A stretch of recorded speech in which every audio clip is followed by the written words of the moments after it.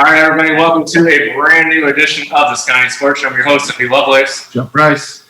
So this week, again, we are hosted by Prohibition Spirits and Cigar Lounge over on Broadway in Green Bay. Let's give them a round of applause for hosting us tonight. Got another good live crowd in here. It's good to have live bodies. I'll tell you what, there's nothing like recording in a live space because recording at home with kids and screaming other halves and dogs, and Lord knows my dog's become a celebrity in his own. So let's get right into it. There's been some weird chatter in Green Bay about this Aaron Rodgers guy coming back to town. Yeah, it's nice to see. I got settled and seeing him actually back in town. So. Yeah, so he's here. They're working on another familiar face coming back to Green Bay. Randall Cobb. Randall Cobb, man. I mean, you get him for a 6th, 7th round pick. They go ahead. So I guess he's been in town. They've been trying to get him back here. It's going down to dollars and cents. They're trying to get him underneath cap so we can bring him back. But right now, I think they're working on it. It's $8 million for $8.6 million. They kind of got to space it out usually another 2 years, half years to it, 5 years. See what goes on then. But. Anybody have a good feeling about Randall Cobb being back? Is that a good thing for most people, you think? Perfect. Another cool thing we got to do, Jeff, is we got to celebrate our Milwaukee Bucs world champions. How about that? Yes. That's a good time, man. I'll tell you what, nothing like 65,000 people sitting outside watching TVs. Yeah, week from today. It was when I won. I was at my neighbor's house luckily, and I was holding my arms really, really tight. I actually had bruises on my arms. Yeah. So. And then 500,000 people for the party. That's not a bad idea. Yeah. Downtown, it was kind of cool to see when they got to that bigger section of fans. Like, it just went nuts, and it's just hit your nuts. Yeah. So, it was cool to see that. Yeah, I'll tell you what, Chick-fil-A got a boost in some sales around Milwaukee. Holy cow. I was sitting through the drive-thru. Guy didn't sleep for like 48 hours after that. Had the trophies, buckled in the seat, and you wanted 50 McMinis is what they call it, or whatever. McFlurries or I don't know. McMinis, I don't know. Either way, we haven't had our Chick-fil-A in Green Bay yet, but it's coming, thank goodness. That's great. Yeah, it is very good. Best player celebration. Who was your vote for that during the celebration? It's gotta be Tucker. I mean, dude, that guy talked about lit up like a Christmas tree. That guy was having himself a damn good time. I bet he doesn't remember shit. When the MC called for champagne, he goes, "One?" Yeah. Yeah, I think he drank probably an entire case by himself. Oh, yeah, definitely. That was pretty cool. Bobby, obviously, the WWE belt is pretty cool too to see. I think that's a tradition now. Like, everybody in Wisconsin always has one. Well, it's just not just that. I think every champion of every league actually gets a championship. I'm pretty sure Triple H kind of hands those out as a special gift for winning something. Good publicity, that's for sure. It's not hurting. And then we saw a familiar face doing the beer chug. You know, it wasn't just Bakhtiari, Donald Driver getting in on the beer chug. John Kuhn. Yeah, Kuhn. Kuhn. Always a good guy. And he's been around Green Bay quite a bit. He actually started his own gym around here. We partnered up with ETS over there. They were showing him he's training Engel. Another familiar face. So he does the Packer preseason, doesn't he? Yeah, so it's CBS and those guys over there too. So kind of neat to see him yet around here. So Jeff, question for you: fact or fiction? The Bucs will repeat next season. Fact. I don't know. I think you still got that core, that 3, and you're always going to add around. Like, I mean, you're going to lose. Like, Portis is probably going to get a ton of money. It sucks to say that, but he is a Milwaukee guy, not Milwaukee born, but I mean, you could tell the crowd loves him. But I don't know, he's going to get paid. Oh, I think all those guys are going to get paid. I mean, there's going to be a new team involved. It seems like every year a championship team. You know, it always seems like they break it apart because of money, and unfortunately, that's where we live in. I mean, look at Green Bay. We're kind of looking at it right now. A guy gets an MVP, and crazy to see. Well, that's what was that? Martellus Bennett. He won with the Patriots. He was after the Super Bowl. You know, this is time to get paid. After you win a Super Bowl or a championship. And how well did he do in Green Bay? Let's just go ahead and skip right past that game. Giannis will repeat as a MVP again, back-to-back MVP next year, 3-time MVP. Well, he didn't win this year. MVP. It was Don on the Mavericks. Oh, yeah. Okay. But He won the MVP in the finals. I mean, Well, you say he's going to repeat as champion, so is he going to repeat as MVP of the finals? the finals. Yeah, I can see it. Who's their opponent? Opponent next year, Lakers. Take LeBron down. I love that. That's not going to be a bad deal. So we mentioned a little bit earlier, number 12 back in Green Bay, got here last night via private plane, and back in town, voided his 2023 year on his contract. That's going to give the Packers some cap space back a little bit. Got a team option on 2022, not an year option or player option. It's a team option. So that should be a interesting incentive to see. You know, if he wins MVP, do we do this all over again? So I sure as hell hope not. I mean, if you can get him back here, it'd be nice to see. I mean, maybe throughout the year they can repair that relationship. But I mean, even if at the end of the year you want to go Jordan Love for the next year, I mean, why not? Why not trade him and get a couple draft picks and a couple core players? It'll be nice with the three preseason games, which we're going to talk to Evan about how nice that must be. Obviously, bigger paychecks than regular season, I'm sure. In the bye week before the a couple bye weeks. It's always nice. But just to see what comes up as far as what'll happen with the team, but it'll be nice to actually see what Jordan Love can do. We haven't heard good things so far, so I'm hoping he'll have an opportunity to kind of show that off a little bit. But we'll see. It'll be interesting. Yeah, I'm interested to see what Love has. I don't know how anybody else in this room feels about Jordan Love, but we're about to find out. Another guy making waves this week in Green Bay news, Davante Adams, potentially wanting out. Well, he kind of rebuffed that now. I mean, as soon as Rodgers said he was coming back, he says, hey, let's open up a contract. Really? So we'll see what happens. So I must have work today, Jeff. I didn't just sit on the internet waivers. So, no, but yeah, you see those two. I mean, they're two peas in a pod. Even just showing the pictures of them walking around the parking lot. Both times in the parking lot today, joined at the hip. They're just going to call them Siamese twins out here. So, I mean, Davante's always been a stand-up guy, a guy that kind of avoided media whenever possible, and you don't really hear a lot out of him. So you can definitely tell, you get Derek Carr talking about bringing him in, reuniting that San Diego relationship or Fresno State relationship. It'll be interesting to see what happens there. Yeah, it'll be interesting. I think Davante eventually is smart enough to say, hey, back to Green Bay. Just because the Packers, they gave him a shot basically when they didn't need to. They gave him big money right away. So, I don't know. I think he'll be back. Dietrich Smith, another name that made waves. He's not leaving. He's just trying to sell and buy another house. He is trying to capitalize on the market as if he really needs the money right now. But, hey, if you got to make your money, you got to make your money. There's nothing wrong with that. Packers' expectations, another factor fiction. Packers will go 13-3 again this season. Yeah. I like that core, especially if you get top here. You get that tightness with him, Adams, Rodgers, and Aaron Jones. That defense, I think, will be better. I think Brice and Russian quarterback. I think they'll be good. I'm going to give them 10-6 this year. Something about it just says there's going to be some waves partway through, and it kind of gets ugly for a little bit before it gets better, and we'll see what happens. I'm hoping I'm wrong. I'm hoping you're right. You're wrong. So it's very rare I'm wrong in this show, Jeff, so we're going to see what happens there. Another event coming up this a couple weeks from now, actually about a month from now, Donald Driver's celebrity softball game. We don't know who's going to be here yet. I've heard a couple of rumblings that it's all going to be just Super Bowl 45 guys. Another one said they're going to bring in some slubs again, so we'll see what happens. They usually have a couple slubs in. I know that for sure. Bonnie Blair is usually here. They got, what's his name from the Bucs? I can't remember. Anyway, that's what happens to get hit in the head. I guess to think about that too. But another cool thing coming up baseball-wise, Field of Dreams game. I don't know if anybody's seen this advertised. For all of you guys that have watched that Kevin Costner movie, they're actually going to play a game between the Yankees and White Sox live from Iowa on August 12th. Yeah, that's going to be pretty sweet. I mean, that was one of my favorite movies growing up, seeing that. I know they had to put a warning track, they said. Oh, right. Yeah, they put like a little false warning track just to make sure that they don't hit the corn. Yeah, I would imagine that would be pretty ugly. I don't know.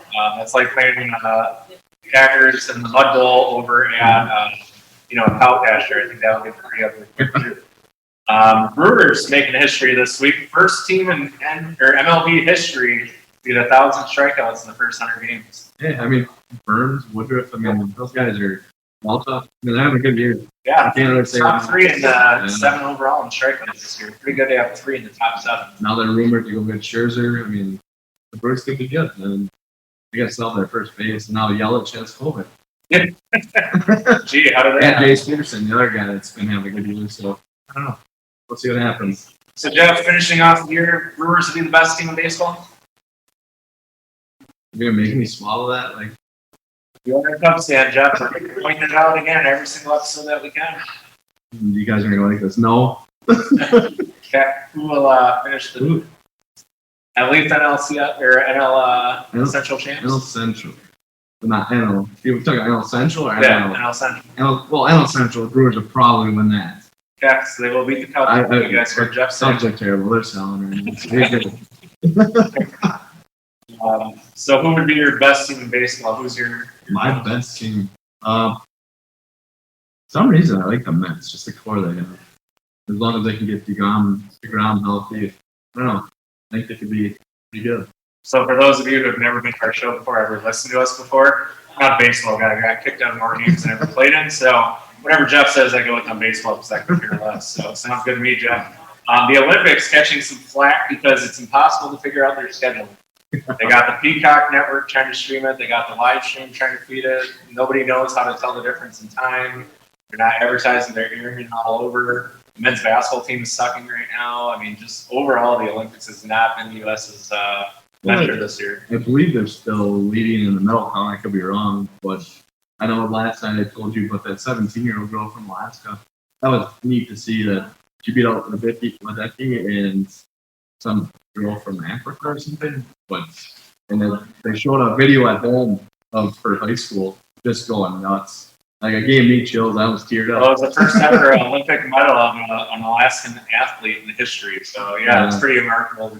A 17-year-old. Yeah, I mean, 17 years old. I mean, you're probably in high school thinking about other sports. I mean, you're in the Olympics with a bunch of pro athletes, the best in the world. Like, can't get any better than that. Another athlete that's pretty well known for the U.S. Olympic team, Simone Biles, pulling out of the Olympics. Yeah, supposedly she has some mental issues, not mental, but emotional issues going on. Like I told you before the show, I guess they're saying that she's too good where they can't score her appropriately for what she does. So yeah, I've never heard of an athlete being too good. Yeah, I know an issue with it. Oh no, I'm too good. I don't want to play. Seems like a horrible situation. Yeah, we'll see how that goes. It sounds like she's gonna come back eventually. It just needs time. Well, it only comes every 4 years. Yeah, So, yeah, I don't know. 3 weeks to change your whole life for it. You can't get 2 weeks. It's a tough thing. Obviously, mental disease is not a fun thing, but it's not easy. It is what it is. So, all right. So I think that's enough of us talking about just ourselves. Everyone obviously came here for a big reason. His name, Dietrich Smith. We're going to bring him back in just a moment. But first of all, we want to talk about some of our sponsors tonight. Obviously, Prohibition Spirits and Cigar Lounge. Gracious enough to host us tonight. For all of you guys watching at home, Prohibition Spirits and Cigar Lounge, located right here in the Broadway district of Green Bay. Invite you to enjoy great drinks, fine cigars, and good friends. Because at Prohibition, you don't have to have $1 million to feel like $1 million.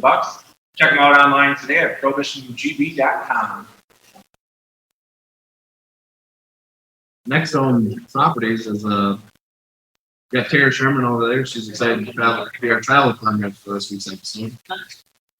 She focuses on humans over houses, so she's navigating to buy a new home, commercial real estate. She loves her townhome and loves the Green Bay Packers, most importantly.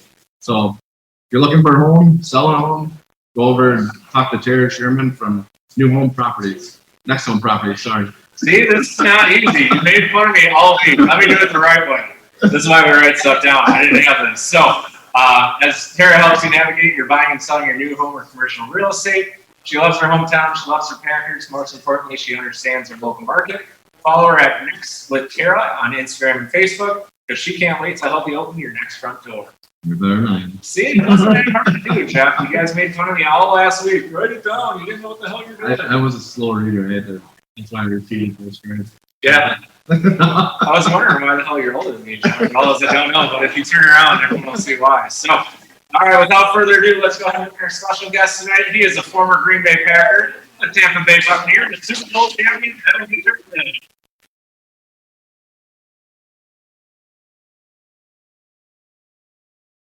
It's my microphones too, actually. Yeah. Just yell. We'll figure it out later. You hear me? Just yell. So, Evan, I want to thank you for being here. For those that don't know, you had a rough weekend. Yeah, I was involved in an accident, and luckily no one way of any serious injuries, some kind of stuff, but just something you don't want to be dealing with. But so, how about a quiet round of applause for Evan Dietrich Smith for surviving a car crash and coming to the show tonight? What you're saying, it wasn't an easy, just a little. No, I was 65 miles an hour. So everyone walked away safe from the diet.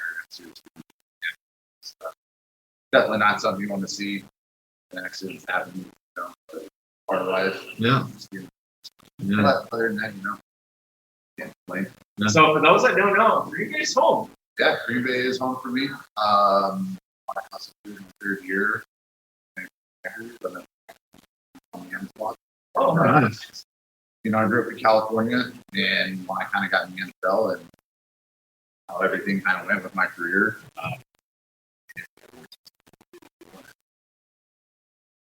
Very expensive. For me, I just at the time financially, it was a no-brainer. Last year it wasn't like, hey, I need like 5 different places. You don't want to live it up Yeah, that's what I'm saying. You like being from your insurance health too. Yeah. So for me, Green Bay has always been kind of my second home.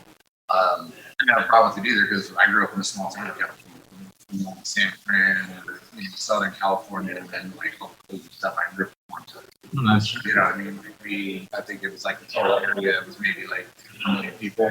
Town I grew up was like 250,000, 300,000 people. Okay. Surrounded by fields. Like we grow 80% of all domestic, lettuce, cauliflower, so that's Fairmount's got the green thumb. Yeah, there you go. Yeah, they had it. Now they're both retired, and they actually just moved out here to Wisconsin as well. So pretty cool to have mom and dad support you. That's pretty neat because some families can't wait to get rid of the kids to send them away. Your family says, "Hey, let me come find you." You can ask them. They got plenty of travel miles. They were at most every single one of my college football games. I think. Wow. And I'm talking they used to drive up to Washington, Oregon, Idaho. Because I played at the Big Sky Conference, so that's we played basically the West Coast and the North. Yeah, I was driving Prius. I didn't know you went to Iowa State. Is that where Kramer went? Yeah, Jerry Kramer. I went to U of I. So Someone screwed up their Wikipedia. That's but U of I is now one of the 18 that is in the Big Sky. They actually dropped down into one of the conference, and they actually joined the Big Sky Conference because they merged with the conference that was in the southern part of California, and now the conference is the northern part of the Big Sky and the southern part. So it's a bigger conference than what I played in when I was there. But playing at teams, the only one that guys boys stayed there. They're still looking everyone.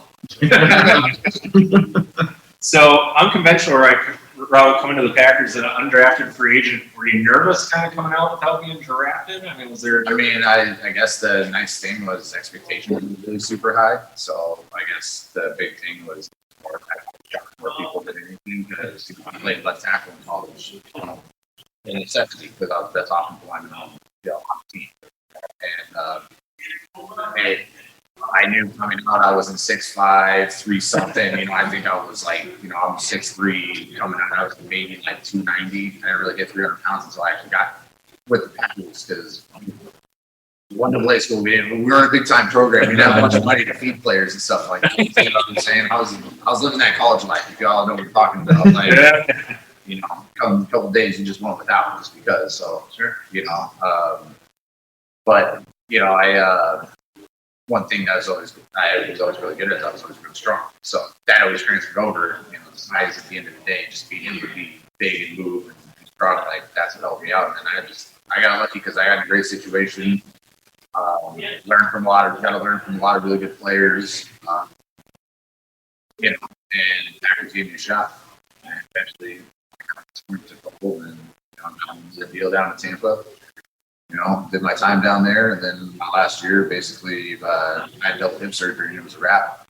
So that's on my career. That's you guys want to know. So it's.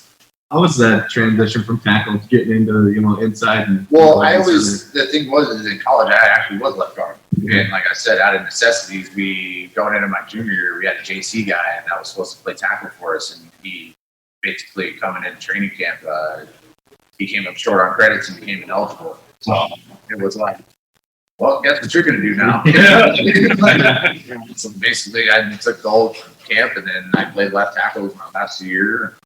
That's one thing about the Packers is they always want that versatile lineman that can play multiple. Oh yeah, well, you look at a lot of their interior guys. I think except for they're all they all played probably tackle at one point. Mm-hmm. I mean, even like for their guards and stuff, like every dude always was able to go do something else. It was never like, oh hey, we just drafted this guy to be this. The point of being in the NFL is you want to work into this is what you do. You know what I mean? But until you can solidify that spot, you have to do everything. You know what I mean? It's that more you can do thing until somebody tells you you only have to do this one. When did you actually pick up learning how to play center? Well, I played center in Pop Warner. I actually played center in Pop Warner high school. I played, like I said, I've been playing football. I played football from 10 years old until I finished. I took 1 year where I was too big to play Pop Warner. That was in 8th grade. Just because my dad didn't want me to have to sit there and lose 30 pounds to go, make weights to go play, football. Because I think it was probably 160 pounds or something like that at that time in 8th grade. So you couldn't play because you're. I played Pop Warner and we had it. We don't have this rule where if you weighed X amount, you had to just play on the offensive line.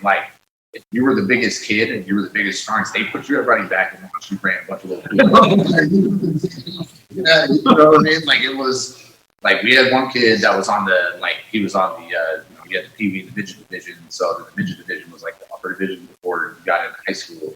There's this one kid, he was 185, just solid muscle. He was the kid that when we all got older, he didn't grow much after that kind of deal, but during those years, he was like the refrigerator for the little giants.